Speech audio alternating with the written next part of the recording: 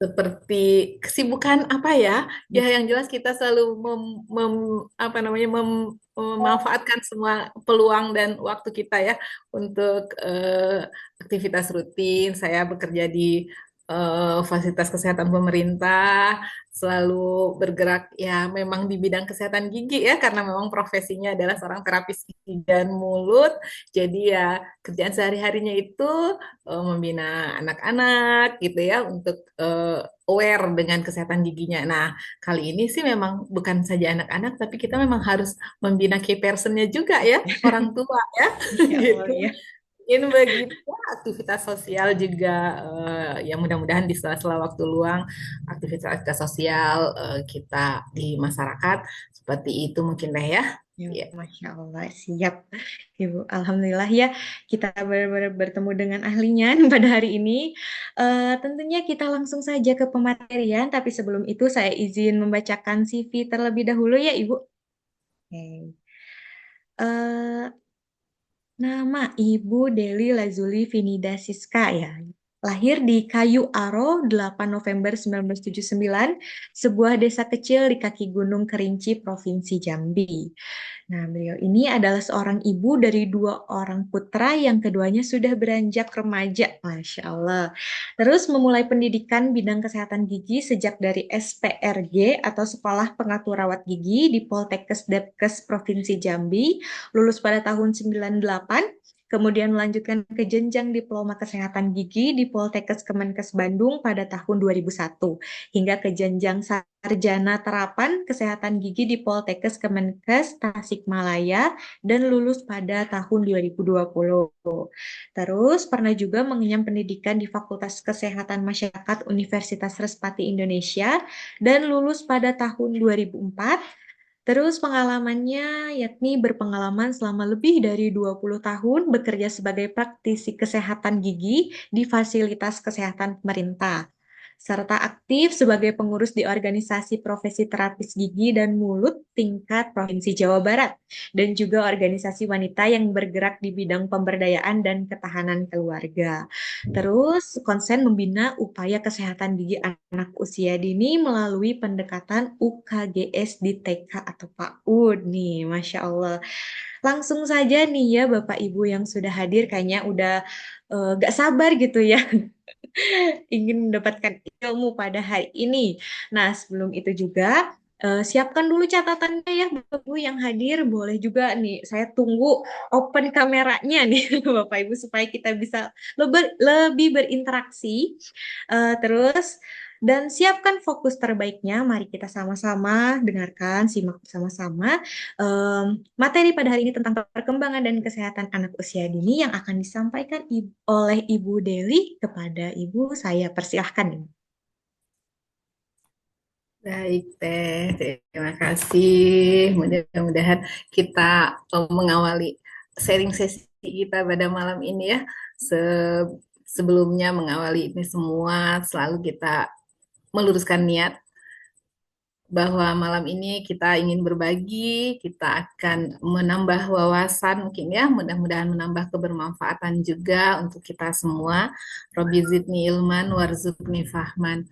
Robbi shrah li sadri wa yassir li amri wahlul 'uqdatam min lisani yafqahu qawli. Baik ayah bunda semuanya yang berbahagia, ini ada ayah bunda, ada kakak-kakak juga mungkin ya.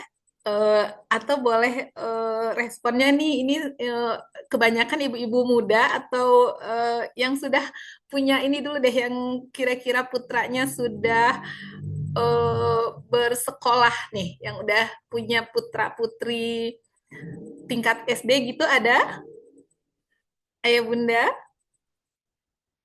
boleh reaksi di kolom chat.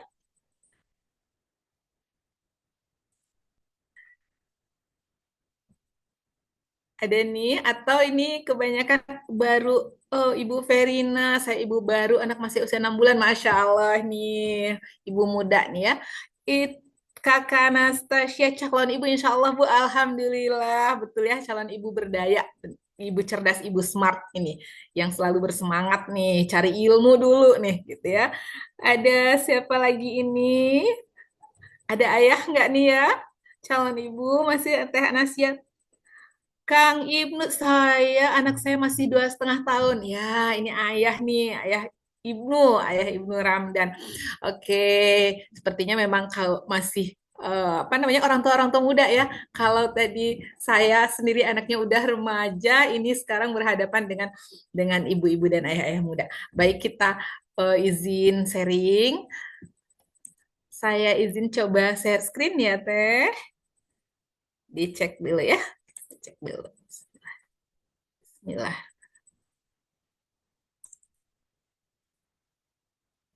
Hmm, bisa respon sudah muncul deh. Masih loading kalau di saya itu. Masih loading. Ya, belum, belum. Nah, udah. Udah. Oke. Baik, udah muncul? Sudah ada, Ibu. Ya, Assalamualaikum, salam sehat, senyum bahagia buat kita semuanya ya. Bahagia saya lihat ini tadi sudah diperkenalkan oleh moderator kita. Mudah-mudahan malam ini waktu kita bisa berbagi manfaat tentang kesehatan gigi dan mulut anak usia dini. Nih, kita ngomongin tentang kesehatan gigi dan mulut anak ini. Selanjutnya, ini pengantar yang paling utama kita mesti tahu dulu. Kita ngomonginnya soal data dulu deh ya. Ayah, bunda, kakak, adik semuanya nyadar nggak ya nih sebenarnya di Indonesia nih seperti apa sih kondisi kesehatan gigi dan mulut kita baik dari mulai usia dini, usia bayi, balita sampai ke usia lanjut. Nih surveinya bilang SKI itu survei kesehatan Indonesia ya yang dilaksanakan setiap 5 tahun sekali. Terakhir, data kita terakhir 2023 itu menyatakan bahwa ternyata prevalensi karies tuh penyakit gigi berupa gigi berlubang gitu ya. Nah, itu 84,8% anak usia 5 sampai 9 tahun itu 84,8% loh menderita penyakit gigi berlubang. Terus usia 23 sampai 34 tahun usia produktif 82,2% dan usia 65 tahun lebih dari 65 tahun lansia 88,9%. Jadi kebayang ya kayaknya mayoritas orang Indonesia itu dari mulai anak-anak sampai lansia semua punya masalah, hanya sekian persen saja, nggak sampai 15% yang bebas dari masalah kesehatan gigi dan mulut. Ironisnya lagi, SKI ini bilang dari yang menderita nih 84,8% kalau kita fokus ke anak 5 sampai 9 tahun aja, ini hanya 11,2% yang berobat ke tenaga kesehatan. Kecil banget ya. Yang ngeh gitu bahwa kesehatan gigi saya itu mesti diapain, mesti dirawat dong, datang gitu minta pertolongan ataupun perawatan ke tenaga kesehatan. Alasannya kenapa? 61,1% itu bilang dia nggak pernah sakit gigi. Jadi ingetnya cuma waktu sakit doang. Begitu sakitnya hilang, udah dibilang nggak pernah sakit gigi lagi, gitu ya. Nah, padahal giginya masih tetap masalah giginya nggak selesai di dalam mulut. Kemudian 57% itu bilang nggak perlu deh, ngerasa nggak penting gitu ya. Ironis banget ya, tapi kita sekarang coba membangun kesadaran bahwa sebenarnya dari masalah kesehatan gigi dan mulut ini akan berdampak banyak terhadap kualitas hidup kita ya, terutama ya anak-anak kita, generasi-generasi kita yang eh, akan menjadi generasi-generasi unggul ya. Nah, selanjutnya malam ini mudah-mudahan kita sempat ya karena panitia ngubungin saya itu lumayan Masya Allah materinya kayaknya pengennya yang include banget, yang komplit banget, tapi ya kita coba saja ya sampai di mana kita bisa membahas dan mudah-mudahan besar dan sedikit dan banyaknya kita bisa bermanfaat. Saya coba bikin outline-nya, kita akan bahas tentang pertama bahwa kita perlu sadar dan mengetahui dulu periode pembentukan dan pertumbuhan gigi susu. Jadi kalau di anak-anak ada giginya disebut gigi susu ya, gigi atau gigi sulung, ada yang bilang gigi sulung, ada yang bilang gigi susu istilahnya. Kemudian kita akan coba melihat apa sih masalah-masalah yang banyak terjadi di kesehatan gigi dan anak. Yang ketiga dan bagaimana nih kemudian apa pencegahan dan pemeliharaan yang bisa kita upayakan untuk pemeliharaan kesehatan gigi dan anak, dan kemudian dampaknya apa sih ya gitu, dampak salah satu mungkin dampak dari kesehatan gigi yang bermasalah. Oke, kita coba ya, bismillah. Nah, yang pertama kita ketahui dulu bahwa ada beberapa hal yang memang akan mempengaruhi status kesehatan dari gigi susu ya, gigi anak-anak yang dimulai dari sebenarnya di periode yang mempengaruhi bagaimana kesehatan gigi susu itu dimulai sejak masa kehamilan. Nah, calon-calon ibu tadi ya ada Kak Anastasia tadi ya, calon ibu nanti dari mulai masa hamil udah mesti ingat bahwa masa kehamilan itu juga ngaruh ke kesehatan gigi gitu ya Kak ya. Dan juga ibu-ibu juga yang nanti mau anak kedua, anak ketiga gitu ya. Nah, masa kehamilan ini kenapa bisa mempengaruhi kesehatan gigi susu? Karena pertumbuhan gigi susu itu pembentukannya sudah dimulai sejak masa kehamilan. Nah, selain itu juga nanti setelah lahir juga akan tentu saja akan mempengaruhi ya bagaimana kita merawat, bagaimana kita memelihara kesehatan giginya setelah bayi atau balita ya yang sudah punya gigi. Nah, kita coba bedah. Benih gigi susu itu sudah dibentuk usia kandungan 6 sampai 17 minggu. Nah, jadi pada masa hamil usia 6 minggu itu benih-benihnya, benih bakal calon gigi itu sudah terbentuk. Jadi nggak ujuk-ujuk ada di pada masa kita langsung ingatnya tuh, oh nanti anak bayi kita tuh tumbuh gigi usia 6 bulan gitu ya. Nah, tumbuh gigi yang seperti apa? Tumbuh gigi yang kita harapkannya memang sudah dalam kondisi gigi yang benih giginya tuh kuat gitu ya. Kemudian ya benih gigi yang kuat itu akan menjadi apa namanya harapan kita untuk gigi-gigi yang kemudian juga tumbuh lebih sehat begitu ya. Nah, 6 minggu itu masih awal banget kan ya. Gitu. Nah, kita mesti ngeh kenapa nih di masa-masa hamil itu bagaimana cara kita untuk mengupayakan kesehatan gigi anak ya, di samping kesehatan secara keseluruhan gitu ya. Karena di masa kehamilan ini yang banyak dibutuhkan untuk pembentukan gigi itu adalah kalsium. Kalsium itu diperoleh dari tulang ibu juga gitu ya. Jadi kalau asupan kalsium pada masa kehamilan ini kurang, ya baik itu yang diperoleh dari intake makanan, suplemen dan sebagainya itu, maka janin ini akan mengambil cadangan kalsium dari tubuh ibu gitu ya. Jadi itu pentingnya ibu hamil ini konsumsi dan intake kalsiumnya itu masih cukup gitu. Selain untuk pertumbuhan dan perkembangan gigi bayi anak nantinya dan juga untuk mempertahankan kondisi kesehatan tulang dan gigi ibu gitu ya. Kemudian nih benih gigi tetap, nanti ada periode gigi tetap tapi kita mungkin tidak akan sempat membahas untuk malam ini ya, tapi cukup diketahui bahwa benih gigi tetap tuh gigi pengganti setelah masa gigi anak-anak atau gigi susu itu pun juga sudah dibentuk sejak masa hamil, dimulai dari usia 14 minggu kandungan sampai terus terbentuk benih-benih gigi tetapnya itu hingga anak usia 5 tahun gitu ya. Kita lanjutin nih. Kemudian kapan gigi itu tumbuh? Gitu. Setelah dia dibentuk pada sejak sejak masa kandungan sampai kemudian anak lahir tuh nggak tumbuh langsung giginya ya. Tadi seperti tadi kita sampaikan, dia terbentuk semakin sempurna dan kemudian akan tumbuh atau disebutnya erupsi gitu ya. Erupsi ke dalam rongga mulut dimulai itu biasanya ada periodenya. Periode pertumbuhan gigi susu.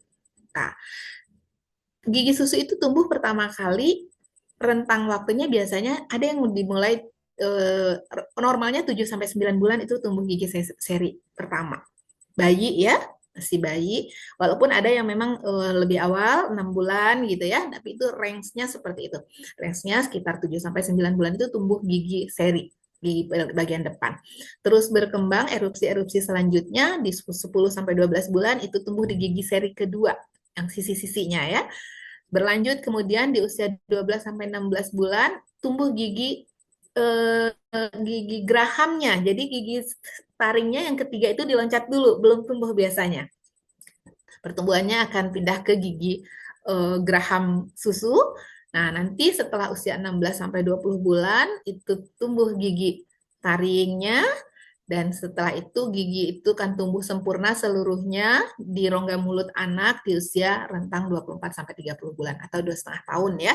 2,5 tahun itu biasanya gigi susu sudah sempurna tumbuh semua di dalam mulut. Nah, ini juga kita mau lihat nih yang seperti yang di dalam gambar bahwa kalau yang di dalam ini kan gambaran di dalam rongga rahang kita ya, di dalam tulang rahang. Ini yang angka 1, 2, 3, 4, 5 di bawah akar gigi. Nah, itulah benih-benih gigi gigi susu. Pada saat gigi susu tanggal, maka gigi tetap itu akan menggantikan posisi-posisinya gitu. Baik, kita lanjutkan. Nah, kemudian kita sekarang bicara tentang apa sih ya masalah-masalah yang banyak terjadi di kesehatan gigi dan anak-anak. Nih, kalau dilihatin gambar begini kok rasanya, iya ya, bener nggak sih ya? Bahwa kita melihat anak-anak kita sekarang, balita-balita atau anak usia dini yang di TK gitu juga ya, bahkan belum PAUD pun juga giginya kadang-kadang sudah banyak kita temukan giginya sudah kropos. Yang kita kalau istilahnya di kesehatan gigi itu kita bahasakan dengan early childhood caries. Jadi karies atau gigi berlubang yang terjadi pada anak-anak di bawah usia 6 tahun. Jadi pada masa periode gigi susu. Nih kalau udah kelihatan seperti ini, ada yang teman-teman atau ayah bunda tuh kadang suka, saya tuh pernah ketemu, Bu, gigi anak saya ini kotor, katanya gitu ya, karang gigi gitu. Dia bilangnya karang gigi.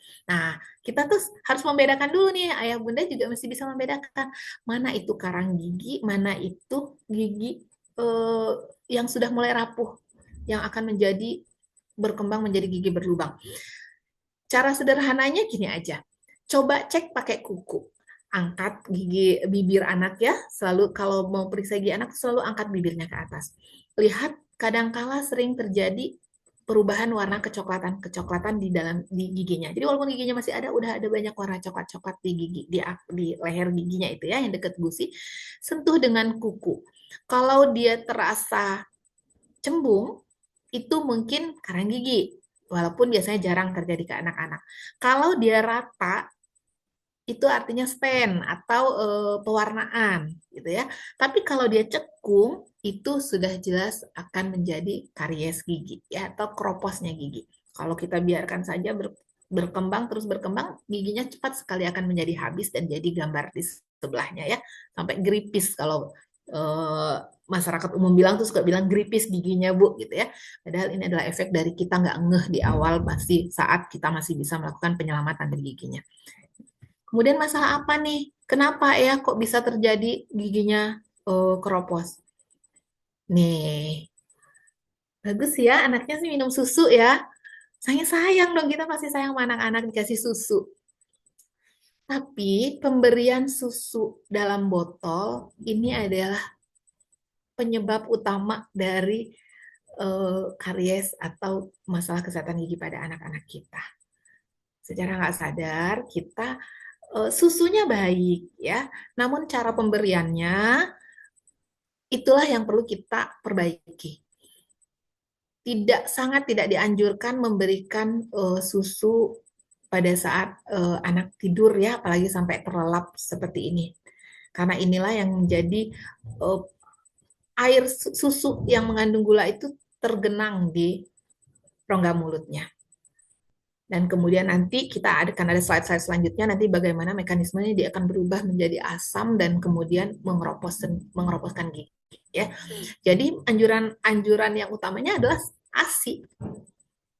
Upayakan ASI karena ASI adalah eh, nutrisi terbaik ya untuk bayi. Kalaupun memang eh, terpaksa memberikan susu formula, maka berikan tanpa dot.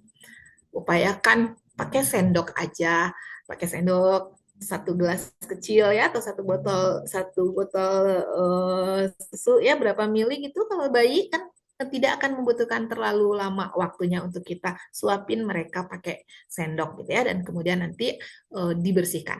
Jadi ini adalah warningnya gitu ya. Jangan berikan susu dengan botol untuk bayi kita.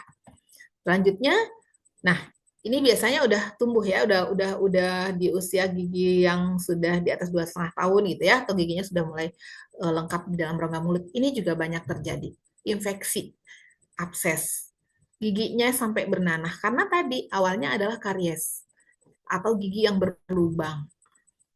Nah, sering ya ketemu anak-anak yang giginya sakit kemudian ada bengkak di gusinya.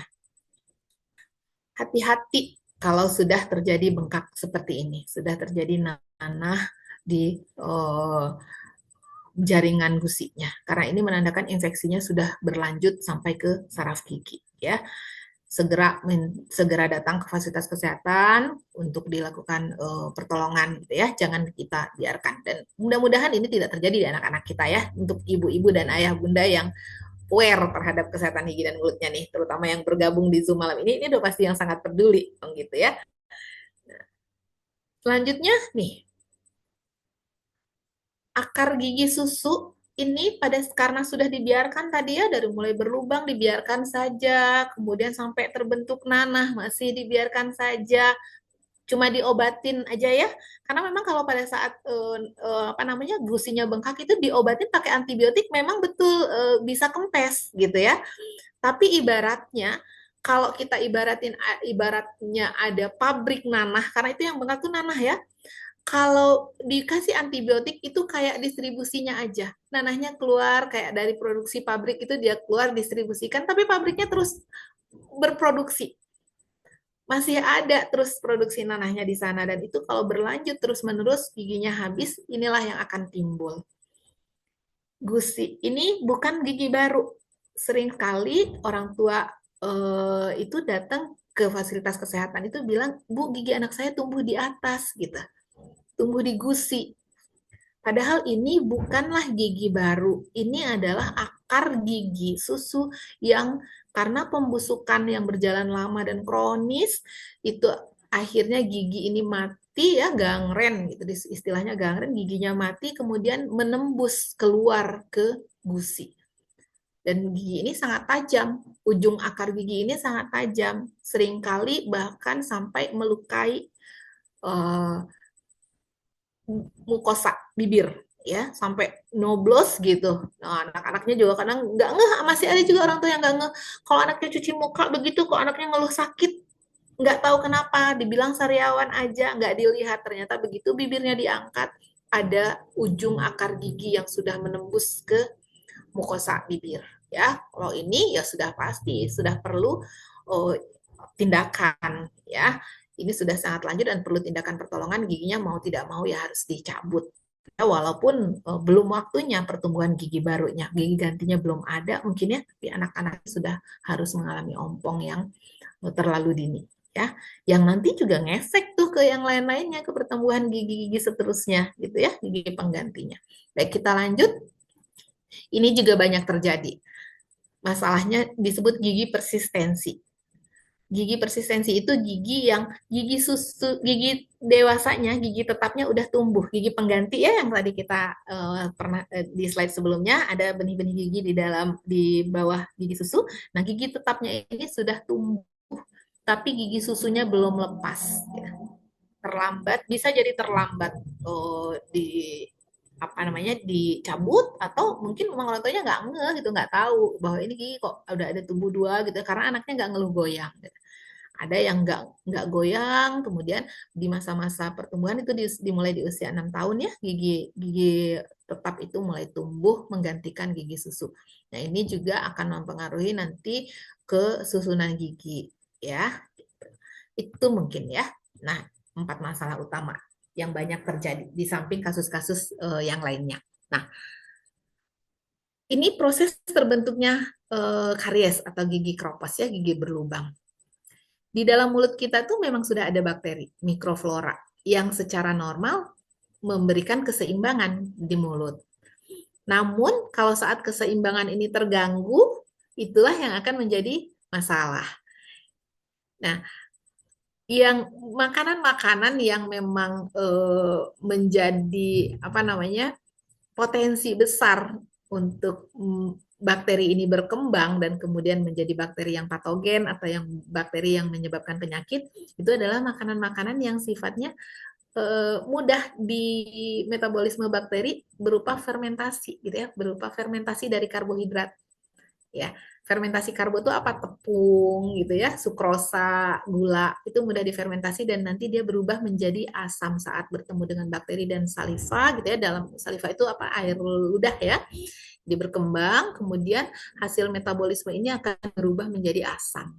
Nah, asam ini pada saat dia menempel di gigi akan menyebabkan kropos atau demineralisasi disebutnya ya, demineralisasi dari larutnya email-email atau mineral-mineral yang ada di email gigi, di struktur gigi kita. Itulah yang kemudian menyebabkan gigi kita jadi rusak ya. Prosesnya sama di gigi anak-anak ataupun di gigi dewasa. Jadi nanti kontrol ini pun mesti penting kita perhatiin. Nah, ini makanan sehat dan versus yang merusak ya. Tadi udah ceritain sedikit ya bahwa yang merusak itu kebanyakan terdiri dari bahan fermentasi karbohidrat gitu ya. Jadi bisa gula, terigu ya, makanan-makanan olahan juga yang dihasilkan dari seperti itu. Yang sehat bagaimana? Nah, gitu. Yang sehat adalah makanan-makanan yang eh, menjaga stabilitas asam basa di dalam rongga mulut. Di sini kita lihat. Nah, ini kategori jenis makanan yang berhubungan dengan kesehatan gigi dan mulut itu kita sebutnya adalah jenis-jenis makanan. Yang pertama, makanan yang kariostatik. Kemudian ada makanan yang jenisnya anti kariogenik dan makanan yang kariogenik. Ini pengklasifikasian ini didasarkan pada kemampuan makanan-makanan tersebut, pengaruhnya bagaimana dia mempengaruhi pengeroposan gigi. Kariostatik ini makanan yang apabila saat kita konsumsi itu dia tidak menurunkan pH gitu ya. pH itu derajat asam basa mulut ya. Nah, dia tidak menurunkan pH saliva menjadi di bawah 5,5 karena 5,5 itu standar pH netral gitu ya. Kalau dia berada di bawah derajat keasaman di bawah 5,5 itu menjadi asam, kalau dia di atas 5,5 menjadi basa gitu ya. Nah, jenis makanan yang jenis kariostatik ini makanan yang tidak menurunkan pH. Jadi dia nggak ngaruh. Dan dia justru akan menjadi makanan yang stabil gitu ya. Kemudian ada jenis-jenis makanan ini, contoh-contohnya kelihatan ya, ada protein ya, sejenis protein, sayuran, buah itu jenis yang kariostatik. Kemudian yang anti kariogenik. Anti kariogenik ini yang justru bagus untuk demineralisasi, untuk proses mineralisasi penguat ke dalam struktur tulang dan gigi. Nah, ini kayak yang susu, keju gitu ya, itu tinggi kalsium, makanan-makanan yang tinggi kalsium ini dia juga akan meningkatkan pH saliva, pH derajat asam basa mulut kita di dalam air ludah kita, dia akan menjadi basa gitu ya. Nah, itu akan berefek untuk ke remineralisasi email, memperbaiki lagi struktur-struktur email ya, struktur jaringan gigi kita.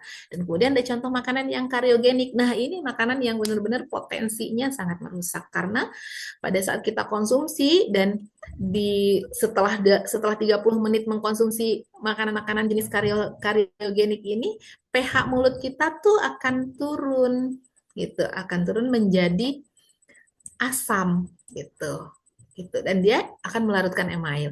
Dirasa sendiri deh, kita bisa ngerasain. Nggak tiba-tiba sih, nggak tiba-tiba begitu makan terus jadi asam, tapi dalam 30 menit berjalan itu kondisi mulut kita tuh jadi lengket dan asam gitu ya. Dan itulah penyebab kropos. Nah, sekarang kenapa sih kita perlu nyikat gigi? Gigi saya kelihatannya bersih-bersih aja kok gitu, atau anak-anak kita giginya kelihatannya bersih gitu.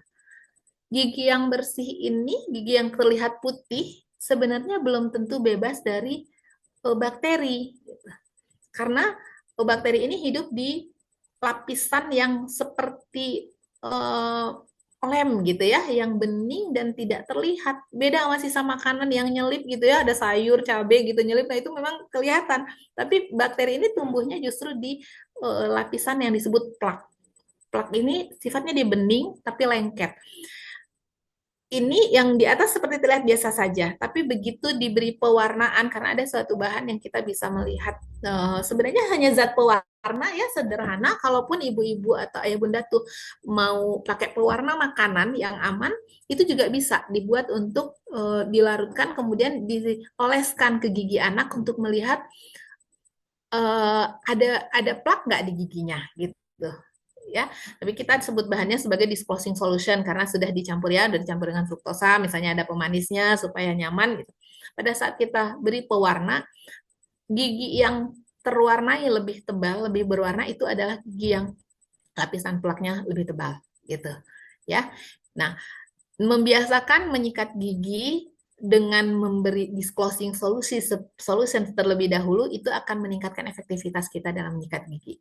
Jadi setelah sikat gigi itu pastikan seluruh warna ini sudah hilang gitu. Kan dia akan hilang, plak itu akan hilang saat menyikat gigi gitu. Tapi kalau kita tidak gunakan disclosing solution, kita tidak bisa mengidentifikasi bagian mana sih dari gigi kita yang sudah bersih gitu ya. Kemudian, nah ini kita mau ngajarin nih anak-anak banyak dramanya, udah jelas nih ya, melodramanya nih kalau udah sikat gigi anak. Jangan khawatir ya Bunda, Bunda tuh nggak sendiri. Karena pada umumnya memang begitu, anak-anak kita tuh nggak mau gitu ya kalau disikat gigi. Kenapa gitu? Anak saya tuh nggak mau disikat, nah gitu ya. Terus saya mesti gimana? Kita mesti sadarin dulu, ayah bunda, bahwa memang mulut itu adalah area yang sensitif dan privat nih buat seorang anak. Kita suka ngelihat ya dari mulai janin dalam kandungan sampai sampai bayi kita bayi pada usia-usia awal itu mereka memang suka ngemut gitu ya, suka ngemut kadang tangannya atau apapun dimasukin ke dalam mulutnya karena mereka nyaman di situ. Ini area saya gitu ya, ada fase-fase pertumbuhan disebut fase oral gitu. Di mana memang mereka tuh kenyaman mulut itu adalah area nyaman dan sensitif, privat privat nih. Mereka nggak mau diganggu gitu ya. Nah, pada saat anak mau dikenalkan dengan sikat gigi di usia yang 6 bulan itu kan mereka ngerasa terganggu gitu ya. Terus kita tuh mesti upaya apa dong ya bagaimana nih supaya anak kita tuh nanti nyaman gitu bersedia untuk terus dibersihkan gigi dan mulutnya. Nih, prinsip pertama yang memang kita terkoneksi dulu deh orang tua sama anak bahwa kita tuh selalu mesti eh, mampu menyampaikan pesan-pesan positif. Bagaimana kemelekatan kita, bonding kita sama anak-anak, menyampaikan pesan-pesan dan kebiasaan-kebiasaan sehat itu ya orang tuanya dulu dong yang nyaman gitu ya, yang memang dekat dengan anak, menyampaikan dengan segala sesuatu yang penuh cinta, bahasa cinta, bahwa ini nanti tidak akan menyakiti gitu ya. Ini akan buat kamu nyaman kok gitu ya ke anak-anak. Jadi mereka merasa bahwa aktivitas membersihkan gigi dan mulut itu adalah sesuatu yang nanti juga akan bikin dia nyaman dan bahagia gitu ya. Orang tuanya happy dulu baru bisa bikin anaknya happy. Ya. Bukan lagi paksaan. Jadi nggak nggak perlu maksa dan jangan maksa ke anak. Sikat ya giginya, kamu tahu nggak nanti kalau kalau nggak sikat gigi giginya jadi begini begini begini loh gitu. Jadi anak merasa bahwa seolah-olah itu menjadi suatu keterpaksaan. Bahasakan saja dengan bahasa cinta gitu ya, bahwa kita tuh ayo kita sama-sama ayah sama bunda bersihin gigi kita tuh supaya supaya nanti bersih nyaman gitu ya, pesan-pesan positif, koneksi. Gimana nih caranya bangun koneksi sama anak-anak? Jelas ya, secara psikologi tuh kalau udah nyaman anak tuh nurut gitu ya. Jangan abaikan perasaan anak. All about love language gitu ya. Pokoknya semuanya tentang bahasa cinta. Respon dong kalau dia nangis, kalau dia nggak mau disikat, respon. Sentuh gitu ya, hold your baby, sentuh anaknya, touch and cuddle, peluk gitu ya. Ya peluk dulu gitu. Udah dipeluk nanti bikin dia nyaman, make your baby feel safe gitu. Bikin dia aman dan nyaman sebelum kita memulai aktivitas membersihkan gigi dan mulut. Bicara juga mesti diperhatikan. Talk with calm voice, kalem aja gitu. Nggak usah ngotot, nggak usah maksa. Look into eyes, tatap mata. Selalu tatap mata menjadi kunci komunikasi yang efektif ya dan ekspresif ke anak-anak ya. Pastilah kalau udah ekspresif mau pasti ekspresif samanya sama bayi dan anak. Nah, ini mungkin apa namanya saran-saran koneksi untuk membangun kedekatan kita dengan anak-anak dan memberikan apa namanya membuat anak kita nyaman untuk dilakukan perawatan gigi dan mulut. Nah, kemudian sejak kapan nih gigi dan mulutnya dipelihara? Sejak anak lahir. Setiap sehabis menyusui walaupun giginya belum ada. Tapi kebersihan gigi dan mulutnya sudah harus diperhatikan. Jangan menunggu giginya tumbuh dulu baru ingat membersihin mulut anak ya. Jadi bersihkan mulut anak sejak lahir setiap sehabis menyusui. Memang sih idealnya begitu. Tapi kita kan juga mesti maklum, repot ya Bu, gitu gimana ya? Belum lagi yang punya anak ada kakaknya yang mesti juga diurus gitu ya. Idealnya kan memang menyusui, bersihkan, kemudian tidur gitu. Tapi kan ini anak gimana Bu? Orang malam juga dia bangun lagi, nyusu lagi gitu ya. Nah, tapi minimal kalaupun memang kondisinya seperti itu, minimal pada saat sebelum tidur itu sudah dibersihkan. Kemudian pagi juga dibersihkan gitu ya. Kalau tidak memungkinkan malam hari ya masih kita maklumi, tapi pagi dan sebelum tidur tetap bersihkan mulut anak ya. Tapi mungkin kalau masih bayi sih masih nurut-nurut aja lah. Sebentar kok, cuma pakai kain kasa gitu bersihkan mulut dan lidahnya. Itu akan berefek membantu memijat gusinya gitu ya. Supaya rahangnya tuh siap dengan pertumbuhan gigi yang baik gitu ya. Kemudian juga menghindari jamur ini ya. Apa sih caranya tadi seperti apa? Nih ya, apa benefitnya kalau kita mulai sejak anak bayi belum tumbuh gigi, membangun koneksi dengan anak gitu ya, bonding. Kemudian membentuk pola rutinitas pembersihan mulut. Jadi mereka sudah terbiasa sejak bayi. Segala sesuatu kebiasaan yang dipola sejak awal itu akan menjadi habit ya, menjadi habituasi yang menjadi kedepannya tidak menjadi sulit lagi gitu. Karena dia nurut gini tergantung ibunya, tergantung ayah bundanya. Kemudian itu juga keuntungannya langsung bisa membersihkan sisa susu atau makanan dan mengurangi resiko jamur. Suka ketemu bayi-bayi yang lidahnya putih gitu ya, ada jamur itu sebenarnya ada pertumbuhan jamur yang karena ada endapan-endapan sisa-sisa susu. Itu membersihkan dengan kasa yang dicelup air hangat sedikit ya, yang kuku bersihkan. Kemudian memberikan stimulasi otot oromotor. Tadi ya, mijat gusinya gitu, dipijat gitu gusinya supaya rahangnya berkembang sempurna. Caranya dengan kasa atau kain yang lembab, dibasahi sedikit dengan air matang, lilitkan di jari, kemudian nanti masukkan jarinya ke mulut bayi dan usapkan perlahan di sekeliling mulut, lidah, dan gusi. Itu saat belum tumbuh gigi. Ya. Nah, kemudian gimana nih? Giginya begini nih. Gimana caranya ya kalau kita sikat gigi, bantu sikat gigi? Kalau sudah tumbuh gigi ya, idealnya posisi kita membantu nih ceritanya sudah selesai pada masa bayi. Giginya udah tumbuh. Kita mesti bantu anak-anak untuk sikat gigi. Posisi idealnya adalah kita berada di belakang eh, dari area belakang ya, atau kayak posisi dokter gigi deh. Dokter gigi atau perawat gigi itu kalau periksa pasien tuh nggak pernah dari depan, dari samping atau mungkin dari belakang, karena dengan begitu area pandangan kita lebih luas ke dalam mulut anak. Kalau dari depan biasanya kurang efektif ya, jadi dari belakang. Kalau sulit untuk sendiri, kadang-kadang anak juga masih apa namanya aktif gitu ya, tangannya bantu berdua berdua dong sama ayah. Ayah pegangin nih. Kita tapi sambil bonding ya, sambil bangun koneksi, bukan direjeng. Jangan direjeng-rejeng. Nanti menjadi aktivitasnya menyiksa. Sambil ayahnya yang pegangin tangannya, sambil bercandain bundanya yang bersihin giginya gitu ya. Nggak mesti seperti menyikat gigi orang dewasa yang udah gosrak-gosrak gitu. Enggak. Ya satu atau dua gigi itu masih mudah untuk dibersihkan. Ya butuh waktu sebentar saja. Hanya tinggal komitmen dan konsistensi kita. Nah, ini bagaimana memilih sikat gigi anak. Nah, dan mengajarkan ya, sikat gigi itu dimulai sejak gigi pertama anak muncul. Kalau tadi kita gunakan kasa, maka gigi anak sudah muncul, itu bertahap mulai beralih ke sikat gigi.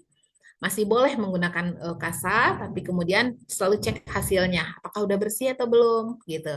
Nah, ada nih yang suka pakai sikat silikon, kayak gitu ya, sikat silikon. Sikat silikon ini boleh digunakan, tapi dia tidak membantu membersihkan gigi.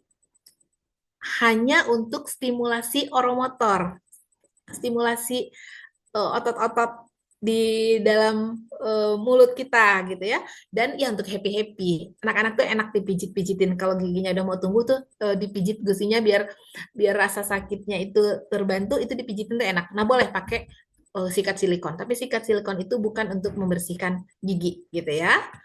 Nah, ini di pada saat gigi tumbuh sekitar 2 sampai 4 gigi, tadi kita ada cerita ya, sekitar 7 sampai 9 bulan itu sudah tumbuh gigi seri atas dan bawah, itu kasa masih boleh digunakan. Gunakan kain kasa yang dililit, bersihkan gigi dan mulutnya, bagian mulut, lidah, dan gusi juga dibersihkan. Giginya juga masih boleh dibersihkan dengan kasa. Kalau untuk membersihkan gigi silikon atau yang seperti ini ya suka banyak ini jual ya gitu ya. Nah, itu tidak membantu membersihkan. Nah, sikat gigi juga sudah boleh digunakan. Boleh pakai, boleh juga enggak. Kalau masih cukup, dirasa cukup pakai kasa, satu dua gigi depan saja masih cukup pakai kasa, boleh. Kalau sudah mulai mau dilatih pakai sikat gigi, dibantu ya tadi berdua, boleh. Gitu. Selanjutnya, kalau gigi serinya udah lengkap nih. Kalau gigi serinya udah lengkap, kasa masih boleh digunakan karena biasanya kalau untuk gigi depan tuh masih bisa gitu ya, masih bisa dibersihkan dengan kasa, gunakan dan sikat gigi. Tuh ya, silikon sama sekali tidak. Udah nggak usah pakai silikon lagi. Gusinya sudah berkembang sempurna lah gitu ya di saat gigi serinya sudah lengkap. Selanjutnya, nih kalau giginya udah lengkap nih, udah 2,5 tahun gitu ya, gigi gerahamnya sudah ada. Kalau 12 sampai 16 bulan juga gigi gerahamnya sudah ada ya tadi. Nah, kasa sudah tidak usah digunakan lagi karena kasa ini tidak akan efektif untuk membersihkan gigi-gigi geraham gitu ya. Gigi geraham itu bentuknya kan memang lebih luas gitu ya. Itu tidak membantu kalau dipakai kasa. Silikon juga sudah tidak perlu digunakan, full kita akan gunakan sikat gigi gitu ya. Jadi mulai sikat gigi anak. Nah, ini juga ya kalau sudah usia lengkap, sudah usia di atas 3 tahun, hanya sikat gigi saja. Nah, lalu sikat giginya seperti apa gitu? Sikat gigi anak kan macam-macam ya. Ada yang bentuknya jadi bulat, ada yang bulat-bulat gitu, ada yang ya pokoknya lucu-lucu dan unik-unik. Tapi pada prinsipnya idealnya yang perlu diperhatikan saat kita memilih sikat gigi anak itu ukuran kepala sikatnya yang sesuai. Jangan pakai ukur sikat yang terlalu besar gitu ya. Lihat ukuran mulut anak kita seperti apa dan ukuran kepala sikatnya yang sesuai dengan ukuran mulut. Kemudian perhatikan ujung kepala sikatnya. Jangan bentuk yang uh, tajam gitu ya atau persegi karena akan ada sudut-sudut yang berpotensi untuk menekan ya atau bukan tidak melukai tapi akan ada sudut-sudut yang mungkin nanti tertekan gitu. Jadi pilih yang ujung kepala sikatnya membulat gitu ya. Mengecil, kecil, kemudian membulat. Bulu sikatnya juga perlu diperhatikan. Bulu sikatnya gunakan aja yang halus karena pembersihan di gigi susu itu nggak perlu tekanan yang besar gitu, nggak perlu bulu sikat yang keras. Cari aja yang soft gitu, yang sangat lembut gitu ya. Nanti teknik saja yang akan membantu, teknik kita menyikat gigi anak itu saja yang akan kita optimalkan untuk membantu membersihkan.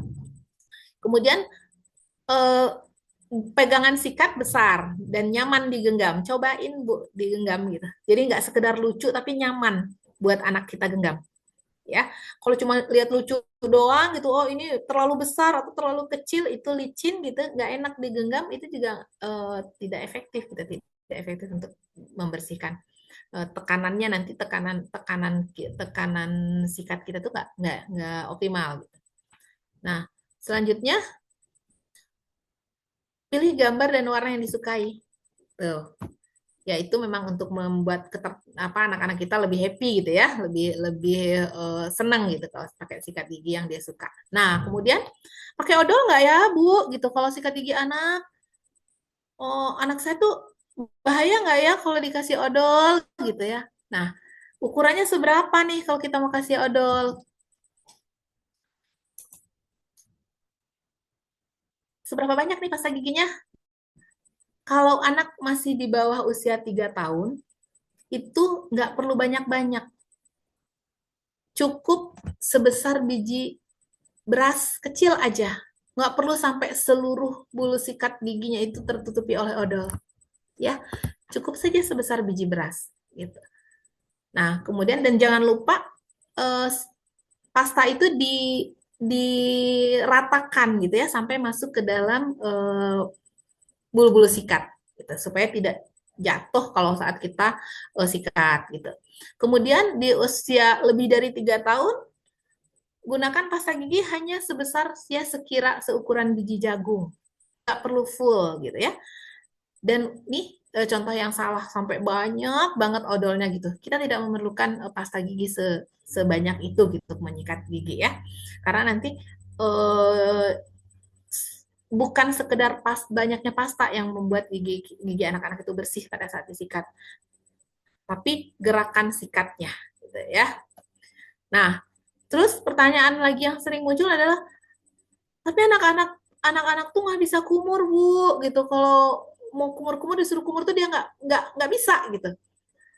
Khawatir odolnya boleh nggak sih, kalau tertelan bahaya nggak sih gitu ya. Pasta gigi tadi kita ingat pasta gigi yang berfluoride ya, yang mengandung fluoride, dan pada umumnya sih yang dijual di pasaran memang sudah mengandung fluoride ya. Fluoride itu bahan kandungan yang sifatnya membantu memperkuat gigi. Ya. Tapi fluoride ini kan kandungan kandungan kimia nih, boleh nggak sih digunakan di anak dan kemudian tertelan? Nggak apa-apa Bu, fluoride ini aman. Dan apa namanya? Kalaupun memang berefek, fluoride ini kalau diperkirakan menjadi batas yang mulai tidak aman itu pada saat anak-anak kita dosis-dosisnya sudah tinggi banget, itu tidak dikandung di pasta gigi. Ya, itu yang fluoride yang tinggi itu biasanya diberikan hanya untuk kasus-kasus khusus dan diberikan oleh tenaga kesehatan gitu ya dalam pengawasan. Kalau di pasta gigi aman. Berkumur juga memang sebenarnya bahwa berkumur itu nggak perlu sampai bersih gitu.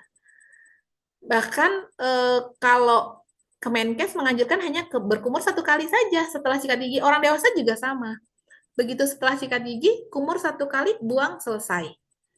Gitu. Jadi memang tidak dianjurkan buat gitu ya sampai kumur sampai berkali-kali sampai bersih benar-benar bersih. Bahkan di luar negeri itu orang selalu bilangnya di rinse gitu, di rinse.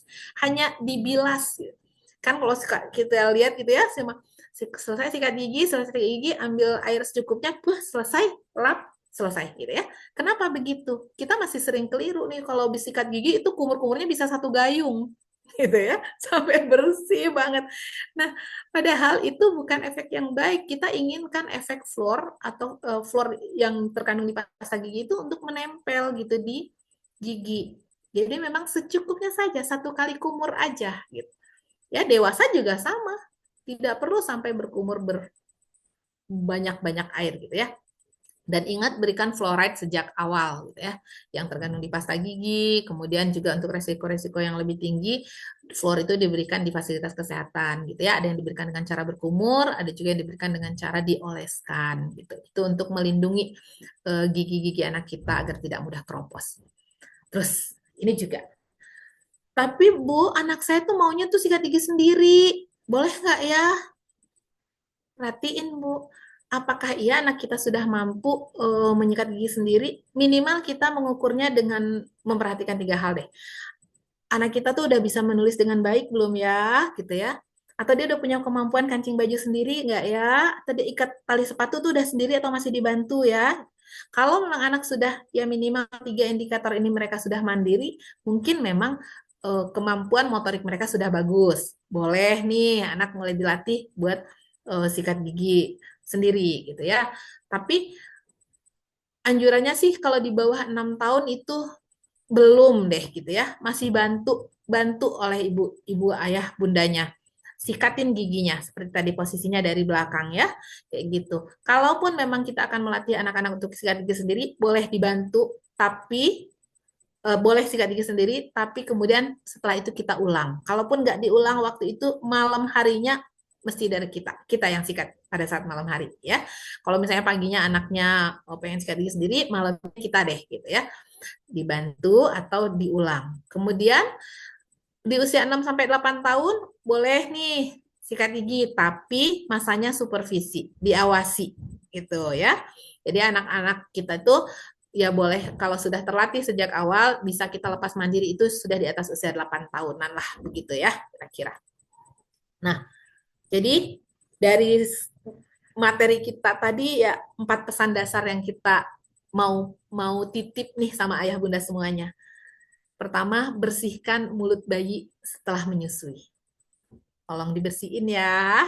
Jangan disusuin aja gitu ya. Cuma disusuin kemudian kasih apalagi susu formula tapi giginya nggak pernah dibersihin gitu ya. Bersihin sejak mulutnya sejak bayi.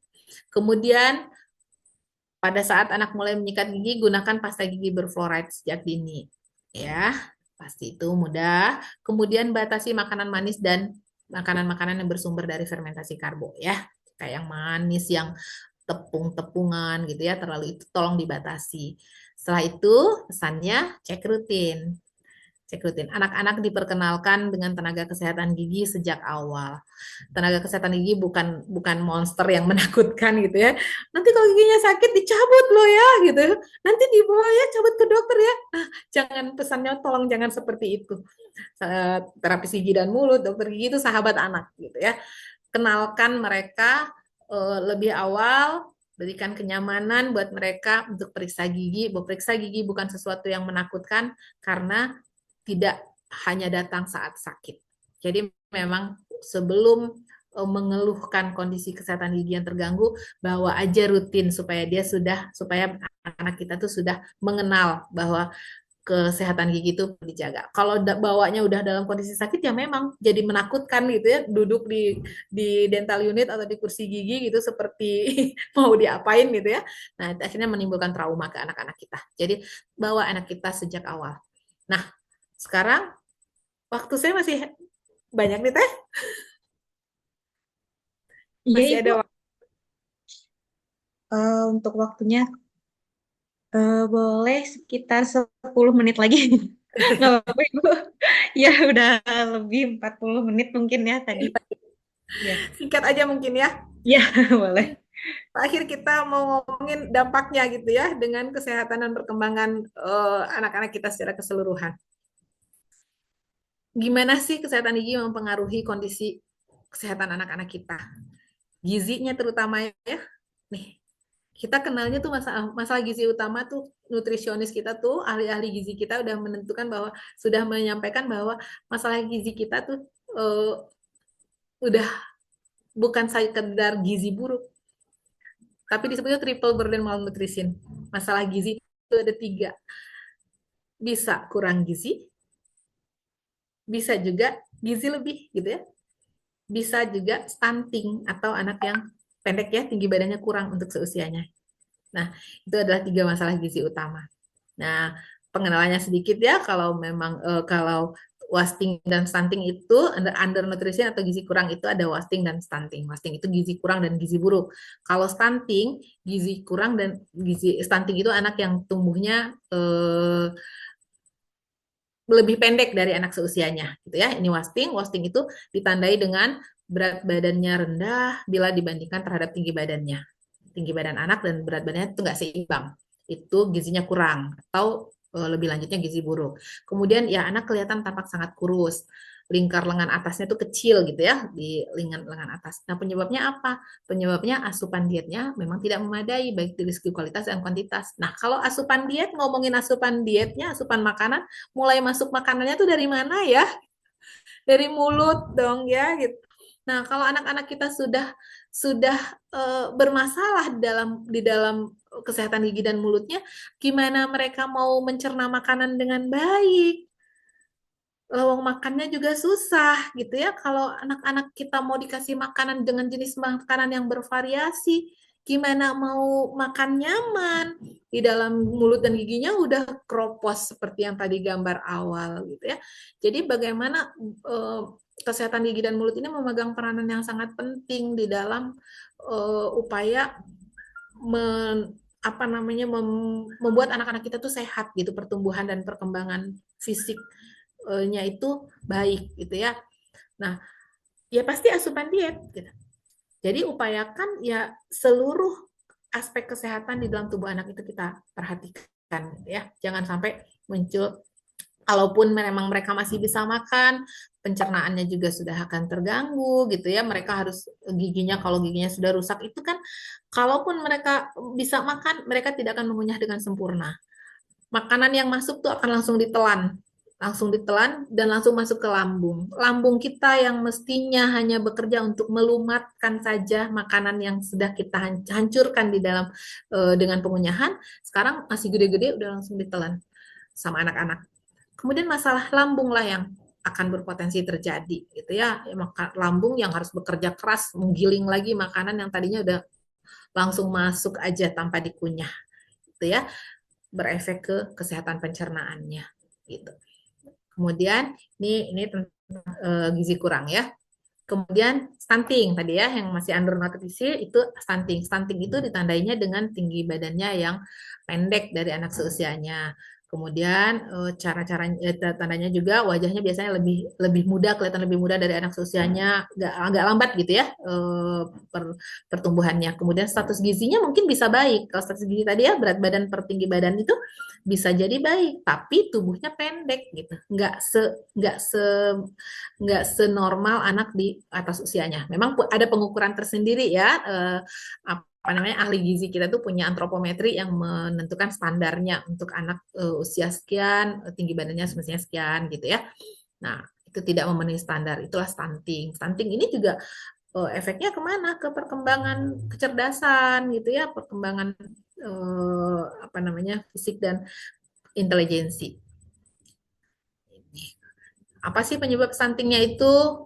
Kekurangan gizi sejak dari dalam kandungan hingga usia 2 tahun. Nah, tadi ya, asam folat, kemudian kalsium dan mikronutrien itu memang harus diperhatikan sejak dari masa kehamilan. Itu kan kalau semua asupan itu baik ya, stuntingnya tidak terjadi, giginya sehat gitu ya, giginya sehat. Kalau giginya sehat nanti pencernaannya juga akan baik, pertumbuhannya juga akan baik. Dampak stunting itu tadi dari sampaikan gangguan metabolisme, kekebalan tubuhnya rendah, ukuran fisiknya nggak optimal. Oke.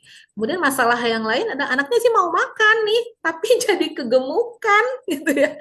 Jadi over nutrisi, jadi kegemukan dan obesitas. Kenapa ya? Biasanya yang paling banyak menyebabkan obesitas itu adalah tadi pemilihan makanan yang terlalu tinggi karbo. Anak kita sekarang tuh kan makanannya udah banyak junk food gitu ya, fast food, makanan-makanan olahan yang tinggi garam, tinggi gula, memang gurih gitu ya. Tapi kemudian menyebabkan obesitas gitu ya.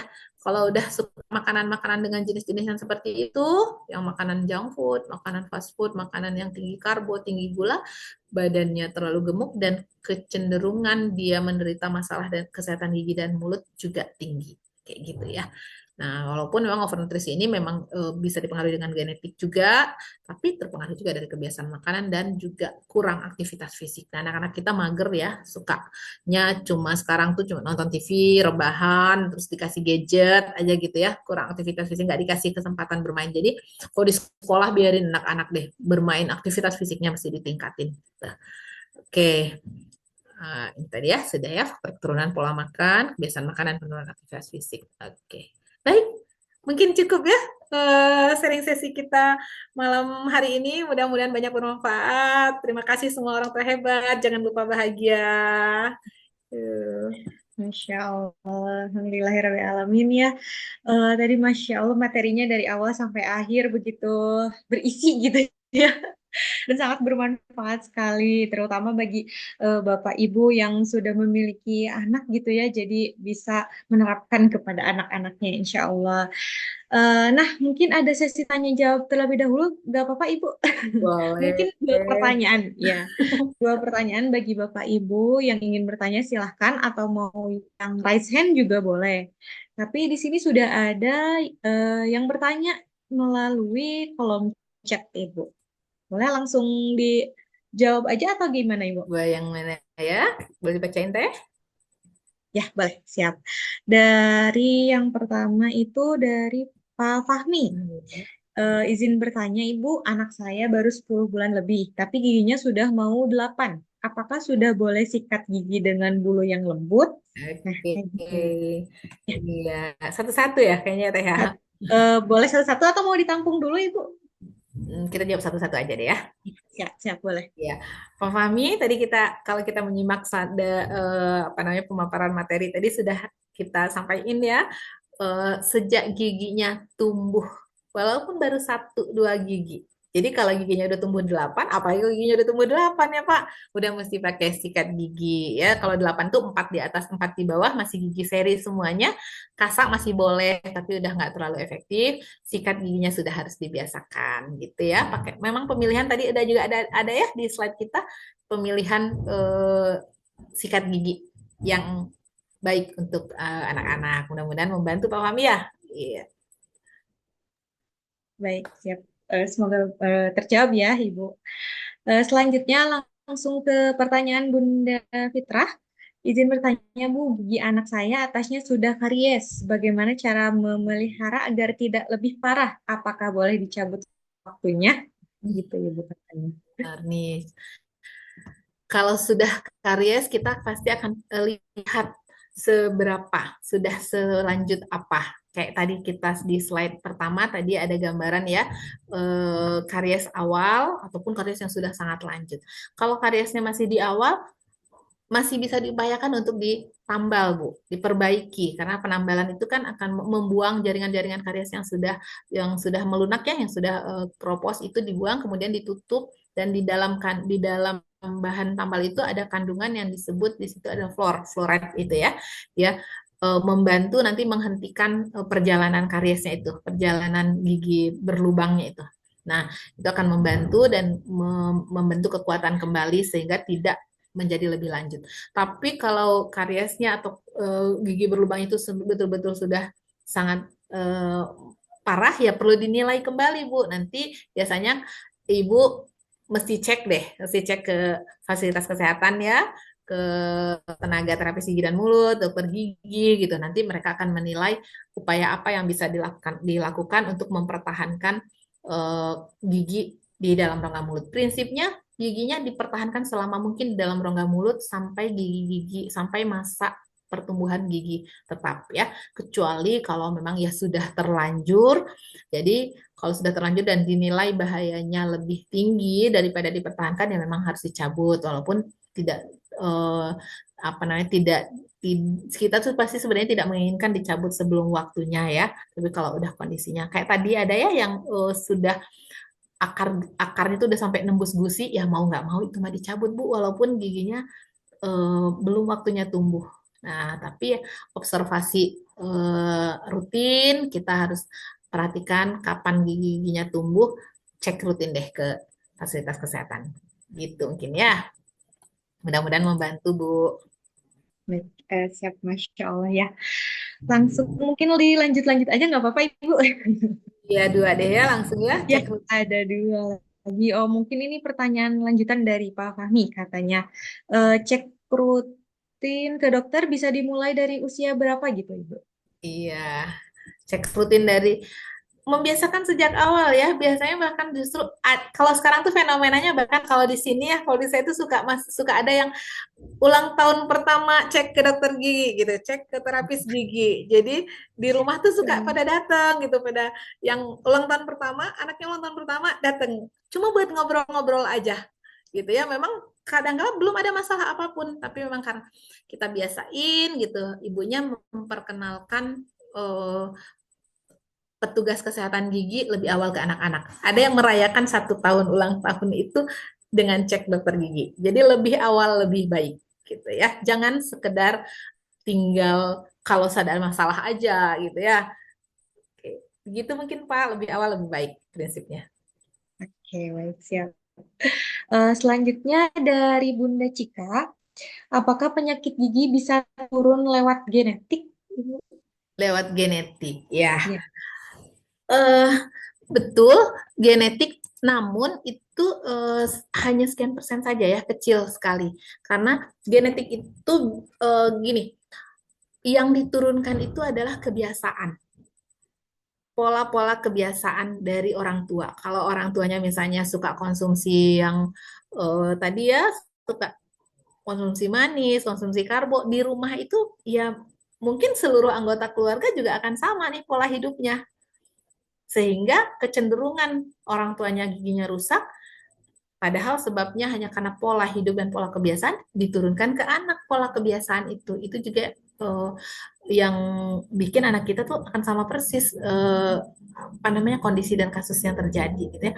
Kalau genetiknya ya tadi pada masa hamil gitu tidak ada, bukan penyakit keturunan yang jelas ya, kalau kesehatan gigi itu bukan diturunkan gitu. Kalau nenek nenek kakeknya giginya berlubang, kemudian nih pasti anak-anak juga, anak-anak cucu-cucunya juga akan berlubang. Enggak, bukan penyakit keturunan. Jadi bagaimana upaya kita menjaga dan mengupayakan kesehatan gigi sejak awal, sejak tadi, sejak hamil gitu ya. Mungkin teh. Oke, baik, siap. Masya Allah ya Ibu, sudah terjawab semua pertanyaannya. Kalau mungkin bagi Bapak Ibu ada satu orang yang mau raise hand, pertanyaannya secara langsung mungkin. Pak Fahmi nih kayaknya ya. Oh, masih ada ya? Ah, iya. Boleh mungkin terakhir Ibu gak apa-apa? Ya, satu pertanyaan lagi ya. Ya, siap. Oh, masih lanjutan dari Pak Fahmi. Gigi anak saya dan atas agak maju Ibu katanya. Apakah nanti akan berpengaruh pada pertumbuhan giginya saat dewasa atau bisa saja itu terjadi pada saat masih gigi susu dikarenakan di bayi full dari dot gitu.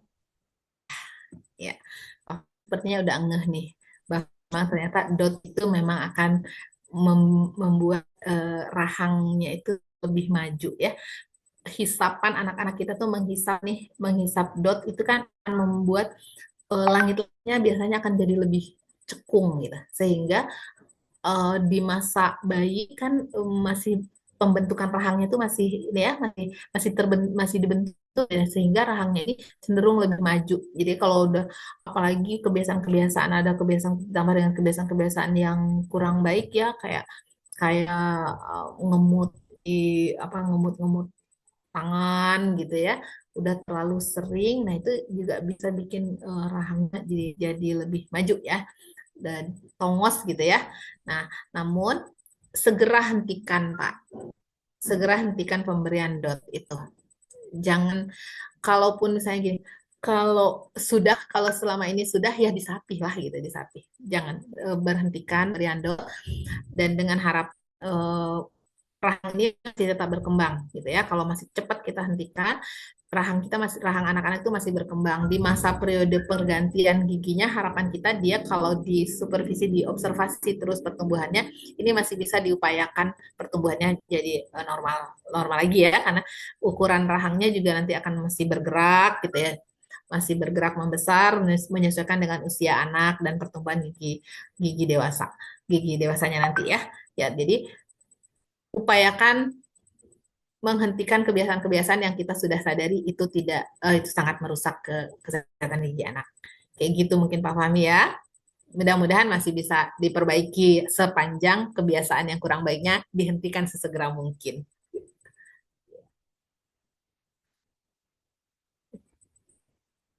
Oke, oke siap Bu. Masya Allah ya. Mungkin itu saja, tapi ada beberapa pertanyaan lagi karena mungkin waktunya sudah ini ya Ibu sudah terlalu malam. Mungkin nanti insya Allah semoga ada sesi-sesi berikutnya gitu ya dengan Ibu Oh, bertemu senang lagi sekali. dan kayak kita berseminar lagi gitu ya, mendapatkan ilmu dari Ibu lagi. Eh, Mungkin sebelum ditutup boleh closing statement terlebih dahulu Ibu. Iya, salam selalu ya, salam sehat, salam bahagia. Ayah, bunda semuanya, diri ayah dan bunda adalah orang yang sangat berperan paling besar di dalam pertumbuhan anak-anak kita. Kita memberikan pendidikan terbaik, memberikan kesehatan terbaik adalah menjaga amanah-amanah ya, amanah-amanah generasi dari mulai memberikan pendidikan, memberikan kesehatan yang terbaik termasuk kesehatan gigi dan mulut. Gigi dan mulut berperan penting di dalam pertumbuhan dan perkembangan anak kita secara keseluruhan. Mudah-mudahan ayah bunda semuanya sehat selalu, diberikan anak yang soleh solehah, diberikan anak yang sehat, cerdas dan mulia. Terima kasih ya semuanya. Ya. Ya, amin, ya rabbal alamin. Baik, siap, Ibu. Masya Allah ya, terima kasih lagi untuk Ibu yang telah memberikan ilmunya pada malam hari ini, menemani kita semua. Insya Allah bermanfaat dan berkah untuk kita semua. Dan terima kasih juga kepada Bapak, Ibu, kakak-kakak yang sudah hadir di Zoom meeting dari awal sampai sekarang gitu ya. Dan selanjutnya kita ada sesi foto terlebih dahulu, nggak Bapak, Ibu? Ya, Sebentar Ibu. ya. Untuk Bapak Ibu yang belum open kameranya nih ya, ditunggu sekali untuk open kameranya silahkan. Kita akan melakukan sesi foto bersama terlebih dahulu. Tapi sebelum itu sambil menunggu, saya izin memberikan informasi terlebih dahulu untuk acara selanjutnya itu di seminar kesehatan di tanggal 24 Februari 2025 ya, Ibu akan ada lagi tentang perawatan kesehatan bayi baru lahir. Jadi ini tuh terus berlanjut tiap minggu insya Allah. Jadi Bapak Ibu semua yang hadir di sini di minggu depan akan ada seminar tentang kesehatan lagi. Dan insya Allah nanti di Ramadan ini akan ada kelas bengkel ngaji yaitu belajar tahsin, bacaannya, bacaan Al-Quran dan hafalannya. Jadi bagi Bapak Ibu yang ingin mengikuti bengkel ngaji nih ya kelasnya boleh cek langsung ke adminnya juga. Oke, kita cek terlebih dahulu apakah Bapak Ibu sudah open kameranya. Silahkan, boleh. Untuk kakak operatornya udah siap? Oke, berapa kali nih Kak?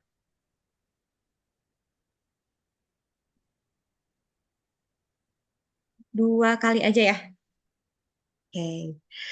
Siap ya, dalam hitungan ketiga boleh senyum Bapak Ibu yang hadir. Oke, siap. 1, 2, 3.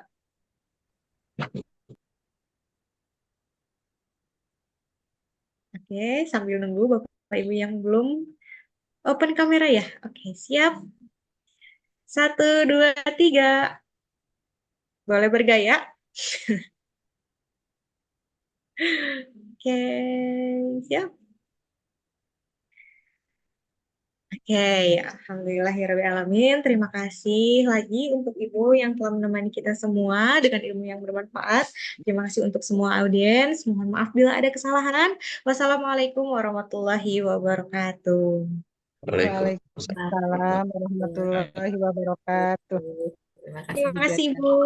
Jazakumullah khair. Bapak juga. Saya izin live ya, Kak. Ya, boleh.